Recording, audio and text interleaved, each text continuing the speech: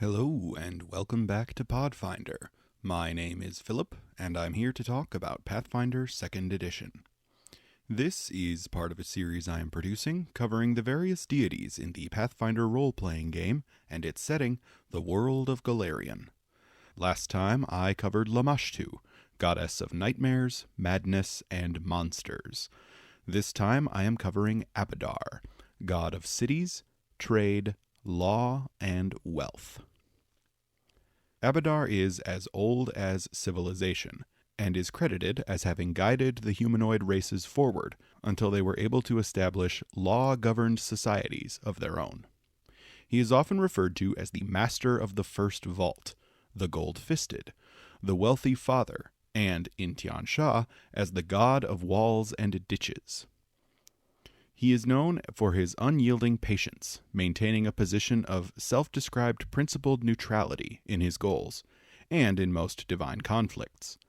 He prioritizes the expansion of civilization across the world, and emphasizes the importance of trade and strictly defined legal systems. Outside of his formal clergy, he is worshipped primarily by merchants, lawmakers, architects, and bankers. Abadar is generally depicted as a middle-aged human male. In the Inner Sea region, he is generally depicted as a Taldan, wearing a golden breastplate over fine clothes. He is always depicted as clean and well-groomed, though humans, dwarves, and gnomes depict him with a beard, while elves depict him as clean-shaven. He is nearly always thought to be carrying a set of golden keys. In Tian Sha, he is instead depicted as a man of Tian Shu descent, carrying a golden crossbow and wearing golden robes. Abadar makes his home on the plain of Axis, the Eternal City. He lives in the centermost district, Aktun, keeping that district safe for visiting mortals. While Axis has no formal ruler, Abadar de facto fills that role due to his status as the god of cities, but also by virtue of him having lived there for uncountable centuries. His personal residence is a palace known as the First Vault, which serves as a repository of sorts. The First Vault is said to contain the platonic ideal of every object ever encountered by the civilized peoples of Golarion, from the perfect shovel, to the perfect apple, to the perfect house. Devout followers of Abadar, called Abadarans or Abadarians at my table, are tasked with living lives dedicated to law-abiding hard work, fitting into the structures of society, and spreading trade and civilization to the corners of the world. The Church of Abadar preaches the importance of laws and societal structures, placing special importance on courts, banking, and trade regulation. The Church of Abadar will rarely align itself against the local government of a region, except in cases where that government is egregiously absurd or illegitimate. Abadarians are most common in established communities, from trading posts to regional capitals to metropolises around the world. The faithful are often found leading efforts to expand civilization to the frontiers of society, forcing them into conflict with the wild and its defenders. Temples to Abadar are generally large buildings, which serve multiple purposes. The Wealthy Father's emphasis on architecture is emphasized in his houses of worship, and each is generally a masterful display of engineering, visual and functional design, and craftsmanship. These facilities will often provide banking services to their community, though commonly also serve as courthouses. In times of war, Abadarian churches also serve as neutral ground, since the church rarely, if ever, involves itself in conflict. As such, these buildings are often designed to be extremely secure and to project strength and defensibility to all those who see them. The interiors of these bank temples are generally well lit, using yellow stained glass to bathe the interior of the facilities in warm golden light. Accounting ledgers and legal codexes are all considered somewhat sacred to Abadarians, and most of these texts will be carefully stored under lock and key. The Master of the First Vault does have two holy texts of particular importance, however. These are the Order of Numbers, which contains the bulk of his religious teachings, and the Manual of City Building, which provides guidance on the founding, maintenance, and running of a community. The faith of Abadar first appeared among the earliest civilizations on Golarion, rising to prominence with the ascendance of ancient Aslant. At this time, he was worshipped primarily as a deity of cities and gold. His aspects of trade and law were worshipped later, as the Aslanti Empire grew and established itself. After Earthfall and the Age of Darkness, the Church of Abadar was established in the Inner Sea region and in Tian Sha. Today, the church is prevalent in Absalom, Andoran, Brevoy, Cheliax, Katapesh, Multhun, Nex, Osirian, and Taldor, though all major cities outside of these regions will likely also contain churches to the wealthy father. The rise of sentient life inspired Abadar to the creation of his most famous artifact, the First Vault.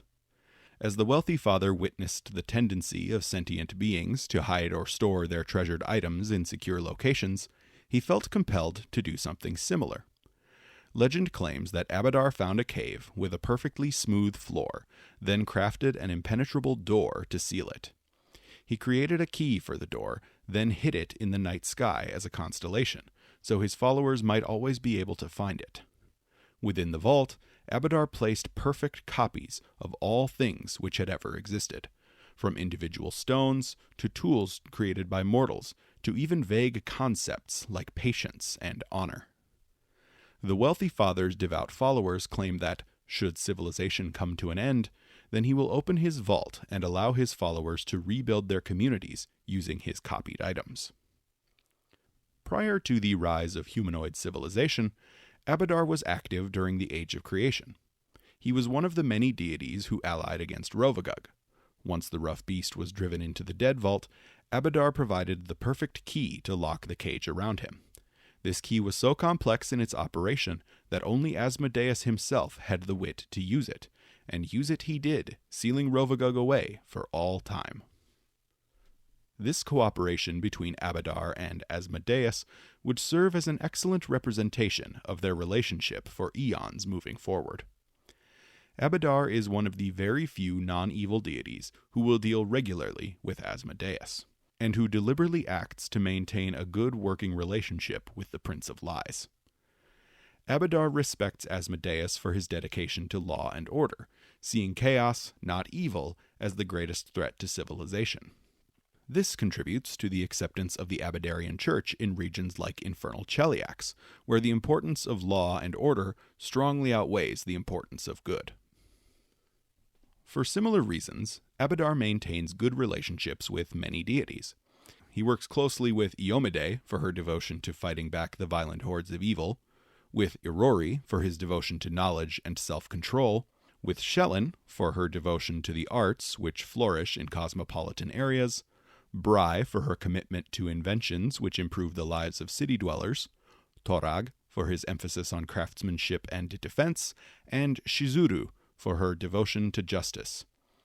Abadar recognizes the importance of all of these deities to the formation and maintenance of a healthy city, and keeps on good terms with each of them. He works hard to maintain a good relationship with Erastil as well, though the two of them often butt heads. Erastil sees Abadar as overly ambitious and too far-reaching in his goals. Abadar, in return, appreciates the importance of Erastilian communities in bringing civilization to the frontiers of society, but generally considers Old Deadeye to be stubborn and short-sighted in his worldview. While Abadar does not consider Gozrah to be an enemy, the two deities often come into conflict due to their strongly opposed ideals. Abadar's precious cities often expand into the wilds of the world, heedless of the ecosystems they destroy in the process. Gozrah's wild swings in temper, corresponding to extreme weather events, often sweep away the lives and settlements of humanoids without concern. Each deity finds it impossible to make common cause with the other, leading to constant and simmering conflict despite Abadar's legendary patience. Abadar's most significant enemies are those deities whose goals actively destroy cities, ruin economies, or undermine laws. His greatest foe is, of course, Rovagug, the Great Destroyer, who seeks to consume everything indiscriminately. This chaotic destruction is anathema to the wealthy father and everything he stands for. He feels similarly about Lamashtu, whose creation of monsters threatens society in much the same way. Abadar also largely opposes Urgathoa, since the diseases over which she presides wreak havoc upon cities. More broadly, the wealthy father is a peaceful deity, recognizing that war destroys settlements, economies, and ways of life. As such, he opposes deities of war or battle, seeing their relentless violence as needlessly destructive to society as a whole. This includes Gorum, god of battle, and Besmara, goddess of piracy. He would also likely oppose Lubaiko for her support of violent upheaval. He also opposes deities of crime, such as Norgorber, god of murder and thievery, and to a lesser extent Achekik, god of assassins. He also would reasonably oppose Milani, goddess of rebellion, despite her devotion to goodness, since her rebellions are often incited against legally legitimate authorities. Again, chaos, not evil, is what Abadar opposes most strongly.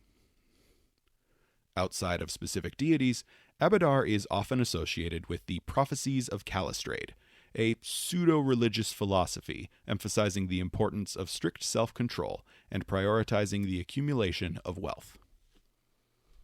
For players who might be interested in characters who follow Abadar, here are a few useful details. For those using the alignment rules, Abadar is a lawful neutral deity, and will accept clerics of any lawful alignment. His edicts are to civilize frontiers, to earn wealth through work and trade, and to obey laws. Conversely, to steal or to undermine a law-abiding court are both anathema to Abadar. His holy symbol is a golden key, often stylized with a cityscape depicted in the eye of the key. His domains are cities, earth, travel, and wealth, and he has the alternate domain of duty. Abadar's sacred colors are gold and silver, though these are often represented by yellow and white among his followers. Followers are expected to maintain a neat and tidy appearance, even during hard times, and tasteful displays of wealth and prosperity are expected of all who can afford them. Many followers will incorporate clean white cloth trimmed with gold thread into their garb. They will also incorporate gold, other precious metals, or gems into their weapons, armor, and equipment, though never to the point that a piece of gear becomes impractical. Yellow or gold cloaks are common as well. Abadar's favored weapon is the crossbow, and followers might choose to train in various models and variants of this weapon. The crossbow is a carefully manufactured weapon used to great effect in civic defense, and which represents the advancement of technology and society as a whole. In regions where they are common, some followers might elect to carry firearms instead, since they can easily take on the same symbolic meaning.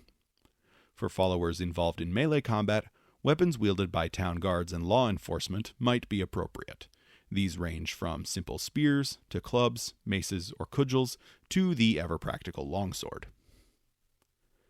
Abadar's favored animal is the monkey, though he holds a strong affection for watchdogs, house cats which serve as mousers, golden eagles, and beavers for their construction skills. He also recognizes the value in horses and beasts of burden. The majority of Abadar's clergy are clerics, though some champions exist as well. Clerics will often serve as volunteer judges and advisors in their communities, but will rarely provide healing services for free outside of a public health crisis. Champions are less common, and they generally serve to exterminate monsters which threaten society. The Inquisitor class from 1st edition had a place in the church as well. Called tax masters, they generally served to seek out lawbreakers and those who would exploit society, then bring them to justice. Until the Inquisitor is brought over to 2E, this role might be served by an investigator, a mastermind rogue, an outwit ranger, or a character with the bounty hunter archetype. Fighters, rangers, inventors, and gunslingers might demonstrate their devotion to Abadar by wielding a crossbow. Other characters might take feats from the linguist or medic archetypes and put their skills to use as negotiators or doctors, respectively. If a player is willing to check out some third-party content, the merchant archetype from Archetypes Plus is practically made for followers of Abadar. Humans make up the majority of Abadar's faithful, though this isn't surprising given their dominance of the Inner Sea region and Tian Sha. Other ancestries common in cities, namely halflings, dwarves, and to a lesser extent elves, are all counted among his followers. Dwarves particularly venerate his domain over architecture.